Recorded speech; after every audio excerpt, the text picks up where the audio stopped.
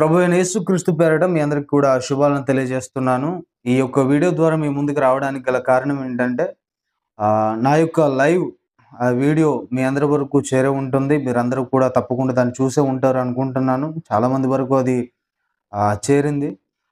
ఆ యొక్క లైవ్ విషయంలో నేను ఏదైతే దేవుణ్ణి చూశానో, ఆ యొక్క దైవ ప్రత్యక్షత నాకు కలిగిందని చెప్పానో, లేకుంటే ఆ యొక్క వీడియోలో ఆ లైవ్‌లో క్రైస్తవ్యాన్నంతటిని క్షమాపణ అడిగినటువంటి విషయంలో చాలామందికి చాలా రకాలైనటువంటి అభిప్రాయాలు ఉన్నాయి. అవి నా వరకు కూడా చేరడం, లేకుంటే అవి వారు వీడియోలు చేసి యూట్యూబ్‌లో అప్‌లోడ్ చేయడం అలాంటివి చాలా విషయాలు జరిగాయి. ఆ యొక్క లైవ్ విషయంలో చాలామంది మంచిగా స్పందించారు. చాలామంది చెడుగా స్పందించారు. చాలామంది అవునా? కాదా? అన్నటువంటి సందిగ్ధంలో, డౌట్‌లో కూడా ఉన్నారు.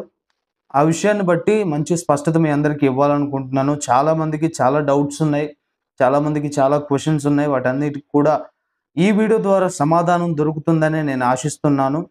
బ్రదర్ ఎవరైతే ఉన్నారో హనీ జాన్సన్ గారు, వారి యొక్క వీడియోలో వారు చాలా ప్రశ్నలు అడగడం జరిగింది. అలాంటి ప్రశ్నలే చాలామందికి దగ్గర సేమ్ ఆయన అడిగినటువంటి ప్రశ్నలు సమాజంలో ఉన్నటువంటి ప్రశ్నలన్నీ కూడా చాలా దగ్గరగా ఉన్నాయి కాబట్టి ఈ వీడియో ద్వారా మీ అందరికీ కూడా ఒక మంచి సమాధానం దొరుకుతుందని నేను ఆశపడుతున్నాను. మీ అందరికి ఉన్నటువంటి డౌట్స్‌ని బట్టి, మీ అందరికి ఉన్నటువంటి ప్రశ్నలను బట్టి అందుకే ఇంత త్వరగా మీ ముందుకి రాగలిగాను. ఇంకా ఆలస్యం చేయకుండా విషయంలోనికి వెళ్తే అందరూ స్పందించినట్లుగానే క్రైస్తవ సమాజం అంతా స్పందించినట్లుగానే బ్రదర్ హనీ జాన్సన్ గారు కూడా వారి యొక్క స్టైల్‌లో, వారి యొక్క పద్ధతిలో వారు కూడా స్పందించడం జరిగింది. వారు కూడా చాలా అనుమానాలు, చాలా ప్రశ్నలు అడగడం జరిగింది. దాదాపుగా 30 నిమిషాల పాటు ఆ వీడియో చేశారు. ఆ 30 నిమిషాల పాటు వీడియో కాదు గానీ, అందులో మెయిన్‌గా ఉన్నటువంటి ప్రశ్నలు ఏవైతే ఉన్నాయో వాటన్నిటికి సమాధానం చెప్పాలని, వాటన్నిటికి సమాధానం చెప్పే విధానంలోనే అందరికీ ఉన్నటువంటి డౌట్స్‌కి కానీ, క్వెషన్స్‌కి గానీ సమాధానం వస్తదని నేను అనుకుంటున్నాను, ఆశిస్తున్నాను. మొదటిగా వారేమన్నారో ఒకసారి విందాం. విశ్వాసంలో ఉండి మీరు ఈజీగా పడిపోతారని బైబిలే చెప్పింది. పడిపోతారు అని బైబిలే చెప్పింది అని వారి నోట వారే అన్నారు కదా! ఆ విషయాన్ని ఒకసారి గుర్తుంచుకోండి. దాన్ని మైండ్‌లో పెట్టుకోండి. చాలా జాగ్రత్తగా ఒక విషయాన్ని చెప్తాను. ఏమి కృషిపాల్, ఇప్పుడు నువ్వు క్షమాపణ అడిగాను, నాకు యేసు ప్రభు వచ్చి నువ్వు ఎందుకు ఇలా చేస్తున్నావు అని అన్నాడు కదా! మరి ఆ రోజు నువ్వు సేవకు వెళ్తానన్నప్పుడు నువ్వు సేవకు వెళ్ళమని ఆ దేవుడు వచ్చి నిన్ను ఎందుకు పంపించలేదు? ఆ దేవుడు అయితే ఇక్కడ విషయం ఏంటంటే, సేవకు వచ్చినటువంటి ప్రతి ఒక్కరి జీవితంలో కూడా యేసయ్యే కనిపించి నువ్వు సేవకెళ్ళాలి అని చెప్పినట్టుగా ఎక్కడా లేదు.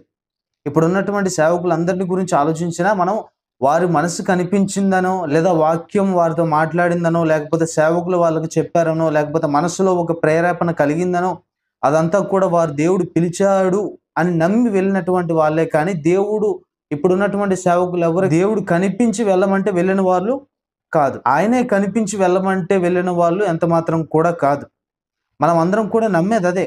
మనస్సులో ఒక తలంపు వచ్చినప్పుడు దేవుడు నాతో మాట్లాడుతున్నాడు, ఈ వాక్యం ద్వారా మాట్లాడాడు, లేకపోతే ఈ పాస్టర్ గారి ద్వారా మాట్లాడాడు, లేకపోతే ఇంకో విధానంలో ఆయన నాతో మాట్లాడాడు అని మనకు ప్రేరేపణ కలిగి మనకు అనిపించి వెళ్ళడాన్నే మనం దేవుడు పిలిచాడు అని అనుకుంటాం.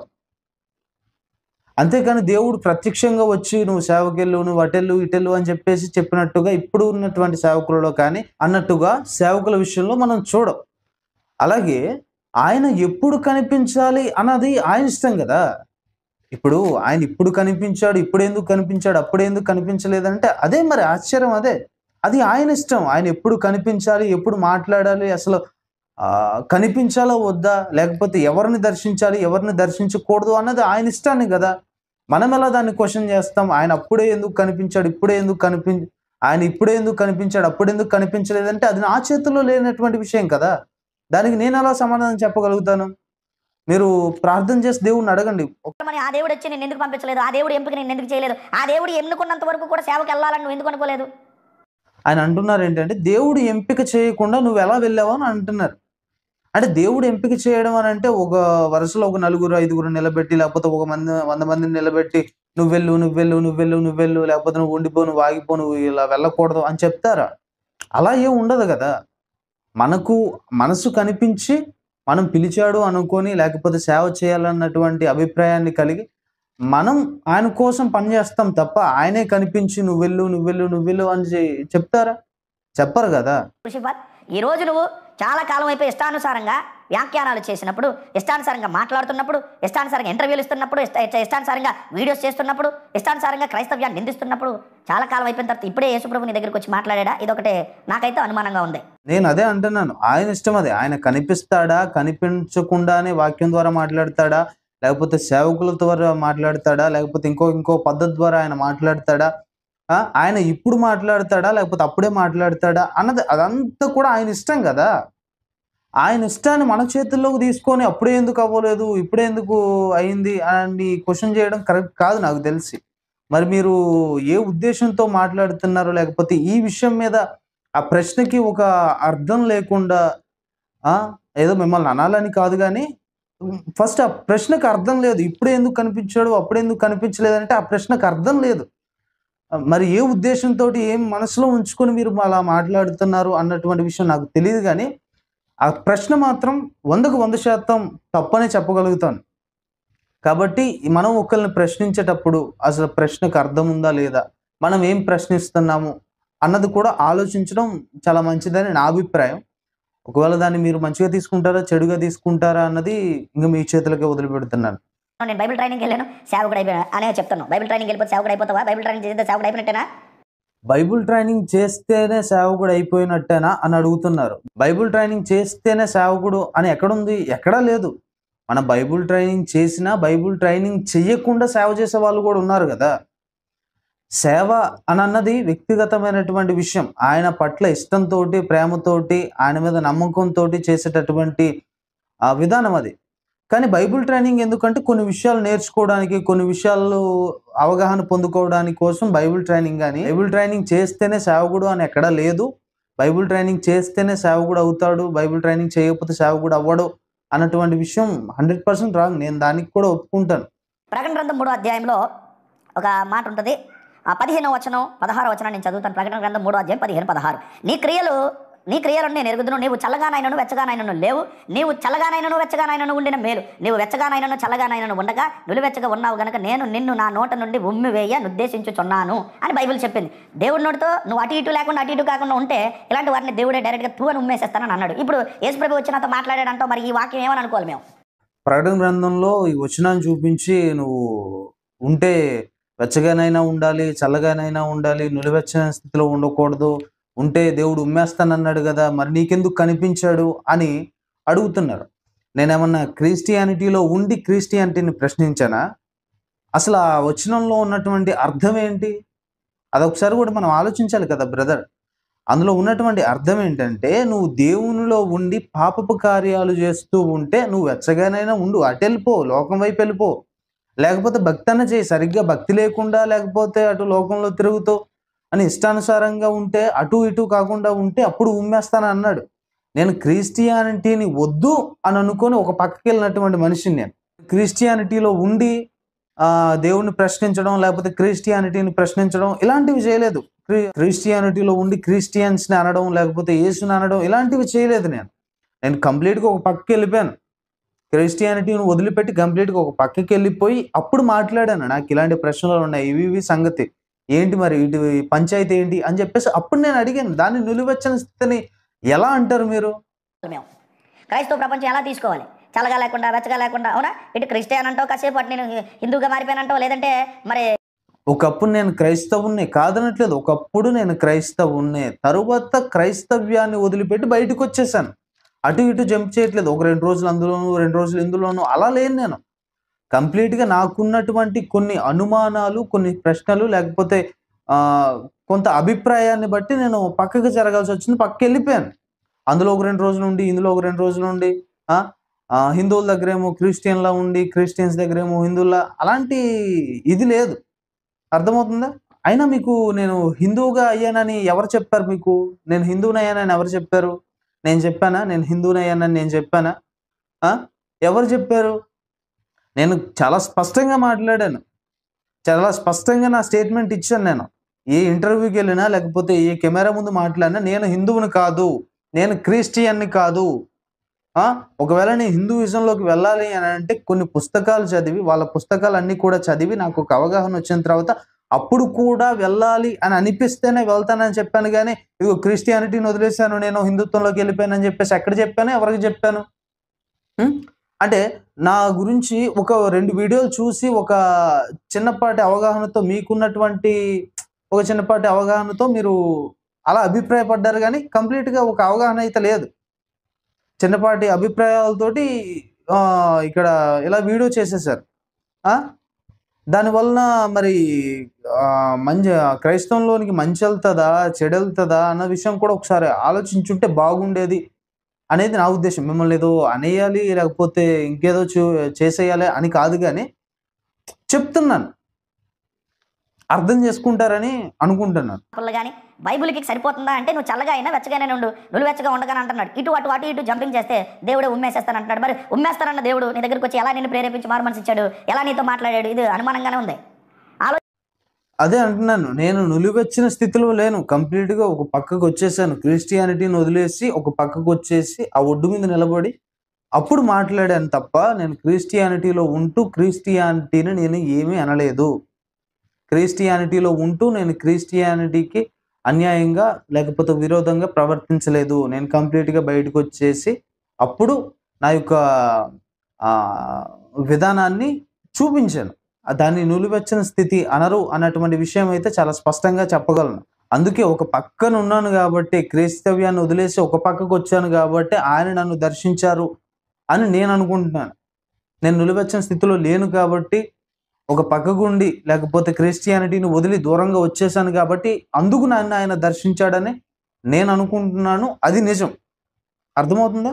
దశలోనికి రాసిన రెండో పత్రిక రెండో అధ్యాయము రెండో వచనాన్ని మనం చూద్దాం. రెండవ పత్రిక రెండో అధ్యాయం రెండో వచనం. మీరు త్వరపడి చంచల మనస్కులు కాకుండా ఉండవలేను. నువ్వు ఒకవేళ బైబిల్ చదువుంటే నువ్వు వాళ్ళ దగ్గరికి వెళ్ళి ఇంటర్వ్యూలు చేయవు. నీకు నిజంగా బైబిల్ అర్థమై ఉంటే, నువ్వు నిజంగా బైబిల్లో అవగాహన నీకుంటే, భక్తి జీవితంలో దేవుడి యొక్క ప్రత్యక్షత నీకుంటే, విశ్వాస జీవితం నీకు అవలంబించుంటే, లేదా అలవాటు ఉంటే, నువ్వు అవలంబించుంటే, నీకు అలవాటు పడి ఉంటే, నీకు ఒకవేళ నువ్వు దాంట్లో నేర్చుకుంటే ఖచ్చితంగా దేవుడి నుంచి నువ్వు తొలగిపోవు, చంచల మనస్కుడు నువ్వు కావు. మీరు త్వరపడి చంచల ఇదిగో ఇవన్నీ ఉంటే తప్పిపోరు అని చెప్పేసి మీరు చెప్తున్నారు. కానీ బైబిల్‌లో చాలా సందర్భాలలో చాలామంది అలాగనే తప్పిపోయారు. ఇవన్నీ అనుభవించి ఇలాంటి అనుభవంలోనికి వచ్చి తప్పిపోయిన వారు బోలెడంత మందున్నారు. ఎందుకు మనం మాట్లాడుకుంటే దావీదు గారు చిన్నప్పటి నుండే దేవుని సన్నిధిలో ఎదిగారు అన్నటువంటి విషయం మనకు తెలుసు. దేవునిలో చాలా భక్తిగా ఉన్నారు అన్నటువంటి విషయం మనకు తెలుసు. కానీ ఒకానొక సమయంలో తప్పిపోయాడు మరి. ఆ! బిలాము కూడా తప్పిపోయాడు. దేవుని సేవ చేసేటటువంటి బిలాము తప్పిపోయాడు. మోషే ఒకానొక సందర్భంలో దేవుడి మాట వినలేదు. చెప్పిన మాట సరిగ్గా ఆయన వినలేదు. సంసోను దేవుని ఆత్మచేత నింపబడిన వాడై ఉన్నటువంటి సంసోను కూడా ఒకానొక సందర్భంలో తప్పిపోయాడు. మరి వారు తిరిగి రాలేదంటారా? ఆ! అసలు తప్పిపోరు అని మీరెలా స్టేట్మెంట్ ఇస్తారు? తప్పిపోయిన వారు చాలా మంది ఉన్నారు గదా! యోహాను సువార్తలో అంటాడు, అనేకులు నన్ను విడిచి వెళ్ళిపోయారు అని అంటాడు. ఆ! దేమా ఇహలోకాన్ని స్నేహించి వెళ్ళిపోయాడు అని చెప్పేసి పౌలు భక్తుడు మాట్లాడుతూ ఉంటాడు. ఇంతమంది మన కళ్ళ ముందు కనిపిస్తున్నారు గదా! అసలు తప్పిపోరు అని స్టేట్మెంట్ మీరెలా ఇస్తారు? ఆ పైన అన్నారు గదా! మిమ్మల్ని గుర్తుపెట్టుకోమని చెప్పాను గదా! వీక్షకులందరూ మీరు గుర్తుందో లేదో ఫస్ట్ మాట్లాడుతూనే చెప్పాను. ఆ విషయాన్ని గుర్తుపెట్టుకోండి. తప్పిపోతారు అని ఈ బ్రదరే మాట్లాడారు. మళ్ళీ ఇక్కడేమో తప్పిపోరు అని మాట్లాడుతున్నారు. అయితే ఆ వచనంలో ఏం చెప్తున్నాడంటే పౌలు భక్తుడు, ఆ మాటలు చెప్పి వారిని బలపరుస్తున్నాడు అన్నటువంటి విషయం మీరే చెప్పారు. బలపరుస్తున్నారు అంటే ఏంటి సంగతి? తప్పిపోతారు అనే కదా! జారిపోతారనే కదా! దూరంగా ఎళ్ళిపోతారనే కదా! బలపరుస్తున్నారు. ఎందుకు ఆ మాటలు చెప్పి బలపరుస్తున్నారు అని అంటే, తప్పిపోయే అవకాశం ఉంది కాబట్టి ఆ మాటలు చెప్పి వారిని బలపరుస్తున్నారు అన్నటువంటి విషయాన్ని మీరు గ్రహించాలని కోరుకుంటున్నాను నేను. వాడు కాదు. అంటే నువ్వు మాట మీద నిలబడలేకపోయావు, దేవుడి మాట మీద విశ్వాసంలో నిలబడలేకపోయావు, భక్తిలో నువ్వు నిలదొక్కోలేకపోయావు. విశ్వాసంలోనైనా, భక్తిలోనైనా, సేవలోనైనా పడిపోరు అన్నటువంటి ఖచ్చితత్వం ఎక్కడా కూడా లేదు. మన కళ్ళ ముందే పడిపోయినటువంటి వారు చాలా మందున్నారు. మీరు ఉదాహరణకు తీసుకుంటే 'కే. పాల్' గారు ఎంత బాగా ఆయన పని చేశారు. ఎంత గొప్ప సేవ చేశారు. మరిప్పుడు ఆయన సేవంతా వదిలిపెట్టి రాజకీయాల్లో తిరుగుతున్నారు. మరి దాన్ని పడిపోయిన స్థితి అనరంటారా? మరేమంటారు ఆ స్థితిని? ఖచ్చితంగా అలాగే ఉంటారు, పడిపోరు అని అనడం కరెక్ట్ గాదు. తప్పిపోయిన వారు చాలా మందున్నారు. తప్పిపోయిన కుమారుని గూర్చినటువంటి ఉపమానం కూడా ఉంది. తప్పిపోయిన వారు ఉంటారు, తిరిగి వచ్చిన వారు కూడా ఉంటారు అన్నటువంటి గొప్ప అర్థాన్ని మనకి అవమానం ఇస్తుంది అన్నటువంటి విషయాన్ని కూడా ఒకసారి జ్ఞాపకం ఉంచుకుంటారని, చూసేవారందరూ కూడా దాన్ని గ్రహిస్తారని నేను అనుకుంటున్నాను. ఇంకొక మాట చదివి నేను వినిపిస్తాను. యెషయా గ్రంథం. ఒకవేళ ఈయన దేవుడు పిలుచుంటే, ఒకవేళ అవకాశం ఇచ్చుంటే, చంచల మనసు కూడా అయినా సరే ఒక అవకాశం ఈయనకి ఇస్తాడు. ఆ మాట కూడా మనం చదువుదాం. అలాగే ఇంకొక వచనాన్ని చూపించి యెషయా గ్రంథంలో చెంచల మనస్కుడు తిరిగి వస్తాడు అన్నటువంటి విషయం అక్కడే ఉందని అన్నారు కదా. మీరు పదే పదే నన్ను చెంచల మనస్కుడు అన్నారు, లేకపోతే మిడిమిడి జ్ఞానం అన్నారు. కానీ ఇవి మీరు మాట్లాడినటువంటి 30 నిమిషాల వీడియోలో ఏదైతే ఉందో, బైబిల్ అంటే కొంచెం కాదు, లేకపోతే 2, 3 నెలలు నేర్చుకుంటే వచ్చేది కాదు, లేకపోతే ఒక సంవత్సరం నేర్చుకుంటే వచ్చేది కాదు అని మీరు మాట్లాడారు. ఇంకా ఏం మాట్లాడతారంటే జీవితకాలం అంతా కూడా బైబిల్‌ని మనం నేర్చుకోలేము, అర్థం చేసుకోలేము అని అంటారు. మరి ఆ లెక్కలోకి వస్తే మీకు మిడిమిడి జ్ఞానం, మీరు కూడా మిడిమిడి జ్ఞానంతోనే ఉన్నారు అని అనాలి. దాన్ని మీరు ఫుల్ ఫ్లెడ్జ్డ్‌గా మొత్తం బైబిల్‌తో నిండిపోయారు అని అంటే మీరు ఒప్పుకుంటారా? మీరు ఒప్పుకోవాలి మరి. నేను కంప్లీట్‌గా బైబిల్ మొత్తం నాకు అవపోసన పట్టేసాను మరి నేను అని చెప్పేసి మీరు చెప్పాలి. ఎందుకంటే దాన్నేదో కించపరిచినట్లుగా, లేకపోతే తీసేసినట్లుగా మీరు అన్నారు కాబట్టి నేను అంటున్నాను. బైబిల్ అంతా అందరికీ తెలిసి, అంతా తెలిసిన తరువాతే, లేకపోతే లోతులు, ఎత్తులు, పల్లాలు అన్నీ తెలిసి, అంతా నేర్చుకొని సేవలోకి రావాలి అని అన్నది మరి ఇంకా అది మీ విజ్ఞతకే విడిచిపెడుతున్న స్టేట్మెంట్ మాత్రం, మీరు ఇచ్చినటువంటి ఈ స్టేట్మెంట్ కంప్లీట్‌గా అన్నీ తెలిసిన వారే సేవకులు, లేకపోతే వారికి అన్నీ తెలుసు అని అనుకోవడం మీ యొక్క అమాయకత్వం అని నేను అనుకుంటున్నాను. మరి లేకుంటే ఈ యొక్క సందేశం ద్వారా మీరు వారందరిని కూడా కించపరిచినట్లుగా, లేకపోతే మిడిమిడి జ్ఞానం అంటున్నారనో, లేకపోతే ఇంకోటి అంటారని చెప్పేసి వారికి కూడా అది అప్లై అవుతుందన్నటువంటి విషయాన్ని మీరు కూడా జ్ఞాపకం పెట్టుకోవాలని నేను భావిస్తున్నాను. క్రైస్తవ్యం తరపున కొన్ని ప్రశ్నలు రాద్దాం. కృషిపాల్, జాగ్రత్తగా విను. నువ్వు నిజంగా క్రైస్తవ ప్రపంచాన్ని చాలా ఇష్టానుసారంగా నువ్వు మాట్లాడావు. క్రీస్తుని అవమానించావు, బైబిల్ని అవమానించావు, క్రైస్తవ్యాన్ని అవమానించావు, సువార్తను అవమానించావు. టోటల్గా క్రిస్టియానిటీని నువ్వు బజారుకి ఏడ్చాలనే ప్రయత్నంలో మతోన్మాదులతో చేతులు కలిపి ఇష్టానుసారంగా గతంలో నువ్వు చేసిన కార్యక్రమాలన్నీ కూడా క్రైస్తవ ప్రపంచం ముందు, లేదా ఆ క్రైస్తవుల మనసుల్లోని ఉన్నాయా లేవా? ఉన్నాయి. ఇప్పుడు నువ్వు నేను మారిపోయాను అన్నావు. కానీ మంచోళ్ళు కాబట్టి క్రైస్తవులందరూ అంగీకరించవచ్చు. నిన్ను దేవుడు అంగీకరిస్తాడా? మీరు మాట్లాడుతూ సరే క్రైస్తవులు అంగీకరిస్తారు, మరి దేవుడు అంగీకరిస్తాడా అని అడిగారు కదా. దేవుడు అంగీకరించాడు, నేను నమ్ముతున్నాను. దేవుడు అంగీకరించాడు కాబట్టే నా మీద ఆ కనికరాన్ని చూపించాడు. ఆయన ప్రత్యక్షమయ్యాడు, నాతో మాట్లాడాడు, తన సేవ చేయమని అన్నాడు. ఆయన క్షమించాడు కాబట్టే కదా నన్ను అంతలా ప్రోత్సహించాడు, కనిపించి మరి మాట్లాడాడు. అంటే అర్థం ఏంటి? క్షమించాడనే కదా. దేవుడు క్షమించాడు కాబట్టి నేను దేవుని క్షమాపణ అడిగాను. మీరేమన్నారంటే ఈ వీడియోలో, నువ్వు అసలు దేవుడిని క్షమాపణ అడగలేదు, క్రైస్తవులను ఎంత మటుకు కూడా క్రైస్తవులనే క్షమాపణ అడుగుతూ వచ్చావు అని చెప్పేసి మీరు మాట్లాడారు.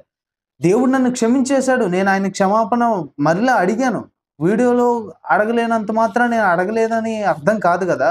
క్రైస్తవ్యాన్ని ఇష్టానుసారంగా మాట్లాడాను కాబట్టి, క్రైస్తవ్యాన్ని దూషించాను కాబట్టి, అందరి మనసులను బాధ పెట్టాను కాబట్టి వారికి క్షమాపణ అడిగాను నేను. అది నా మీద ఉన్నటువంటి బాధ్యత కాబట్టి, ఖచ్చితంగా నేను అడగాల్సినటువంటి అవసరత ఉంది కాబట్టి, వారిని బాధ పెట్టాను కాబట్టి నేను వారిని క్షమాపణ అడిగాను. దేవుడు నన్ను క్షమించాడు, వారు కూడా క్షమిస్తారని నేను కోరుకుంటున్నాను. క్షమించకపోయినా అది వారి ఇష్టం. అది క్షమాపణ అడగడం మాత్రమే నా బాధ్యత, అడగటం మాత్రమే నా వంతు.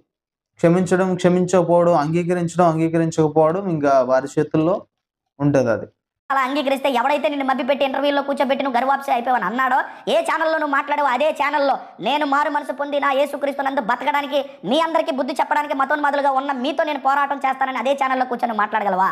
ఇక్కడ మీరు చాలా గట్టిగా మాట్లాడి ఎక్కడ అవమానించావో, లేకపోతే ఎక్కడ నిందించావో అదే స్టేజ్ మీద అదే మనుషుల మధ్య నువ్వు ఆయన గురించి చెప్పగలవా, లేకపోతే వారితో పోరాడగలవా అని మీరు మాట్లాడుతున్నారు కదా. ఎస్, నేను వారికి ముందు చెప్పగలను. ఖచ్చితంగా ఆ దేవుడు ప్రత్యక్షం అయ్యాడు నాకు, నేను చెప్పగలను. ఖచ్చితంగా యేసుక్రీస్తు ఉన్నాడు, ఆయన దేవుడు చెప్పగలను నేను. వారి ముందే కాదు, ఈ ప్రపంచంలో ఎవరి ముందైనా, ఎక్కడైనా కానీ, ఎలాంటి పరిస్థితుల్లో అయినా కానీ నేను చెప్పగలను. ఎందుకంటే నా కంటితో చూశాను, నా చెవులతో విన్నాను కాబట్టి నేను ఖచ్చితంగా చెప్పగలను, యేసుక్రీస్తు ఉన్నాడు. ఎస్, నేను చెప్పగలను. వారితో నువ్వు పోరాడగలవా, వారితో పోరాడతావా అని మీరు అడిగితే ఎస్, నేను ఖచ్చితంగా వారికి సమాధానం చెప్తాను. నా యేసుక్రీస్తు గురించి ఏమైనా తప్పుగా మాట్లాడితే, లేకపోతే బైబిల్ గురించి ఏమైనా తప్పుగా మాట్లాడితే, నాకు తెలిసిన పరిధిలో, నా జ్ఞానం పరిధిలో నేను వారికి సమాధానాన్ని అందిస్తాను. వారికి సమాధానం చెప్తాను, వారిని అడ్డుకుంటాను. తప్పకుండా చేస్తాను. నా దేవుని కోసం నేను చేస్తాను. నా రాజు కోసం నేను చేస్తాను. ఖచ్చితంగా చేస్తాను. ఏ ఛానల్లో కూర్చొని మాట్లాడగలవా? లేదా వాళ్ళని ఇంటర్వ్యూ చేయగలరా? వాళ్ళని పిలగలరా చెప్పు? అంటే మరి అది బ్రదర్ నా చేతుల్లో అయితే ఏమీ లేదు. వారి చేతుల్లో ఉంది. వాళ్ళు పిలవడం, పిలవకపోవడం అది వాళ్ళ ఇష్టం గదా! దానికి మనం ఎలా సమాధానం చెప్పగలుగుతాం? వాళ్ళు పిలవడం, పిలవకపోవడం అన్నది వాళ్ళ వ్యక్తిగతమైనటువంటి వాళ్ళ ఇష్టం అది. దానికి మనం సమాధానం చెప్పలేము. పిలవడం, పిలవకపోవడం వాళ్ళ ఇష్టం అది ఇంకా. వాళ్ళని పిలగలరా చెప్పు? ఇప్పుడు క్రైస్తవ్యాన్ని ఇష్టొచ్చినట్టు మాట్లాడి అబాస్పాలు చేసి అన్ని ఛానల్స్లో ఇంచుమించును వెళ్ళిన అన్ని ఛానల్స్లో రికార్డెడ్గా ఉన్నాయి. వాళ్ళందరూ కూడా దాన్ని కృషిపాలు ఈరోజు మారిపోయాడు, దేవుడు పిలిచాడంటే మరలా నీతో ఇంటర్వ్యూ చేయగలరా? అయితే మరి అదే చెప్తున్నాను నేను. వాళ్ళ ఇష్టం అది. వాళ్ళ వ్యక్తిగతమైనటువంటి విషయం.